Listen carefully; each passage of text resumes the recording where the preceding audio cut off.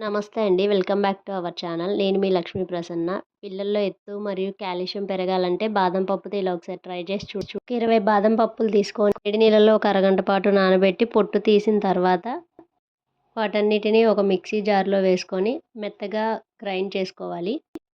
ఇలా మెత్తగా గ్రైండ్ చేసుకున్న తర్వాత ఇందులో కొద్దిగా కాచి చల్లార్చిన పాలను కూడా యాడ్ చేసుకొని వాటిని కూడా ఒకసారి గ్రైండ్ చేసుకొని ఇలా మెత్తని పేస్ట్ లాగా చేసుకోవాలి. ఇప్పుడు ఒక గిన్నె తీసుకొని అందులో అర లీటర్ వరకు పాలు పోసుకొని వాటిని ఒక పొంగొచ్చేంత వరకు వేడి చేసుకోవాలి.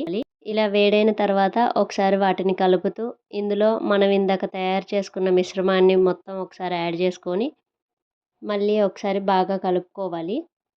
ఈ బాదం పాలు ప్రాసెస్ మొత్తాన్ని మనం సిమ్‌లో ఉంచుకొనే చేసుకోవాలండి. కలుపుకున్న తర్వాత లీటర్ పాలకి పావు కప్పు వరకు షుగర్‌ని యాడ్ చేసుకొని మళ్ళీ ఒకసారి కలుపుకోవాలి. పాలు చల్లారిన తర్వాత ఇంక సర్వ్ చేసుకోవటమే అండి.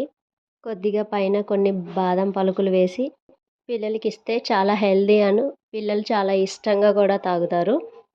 బాదం పప్పు తినని పిల్లలకి ఇలా చేసి ఇవ్వండి. ఈ వీడియో నచ్చితే లైక్ చేయండి. ఇలాంటి మరిన్ని వీడియోల కోసం మన ఛానల్‌ని సబ్స్క్రైబ్ చేసుకోండి.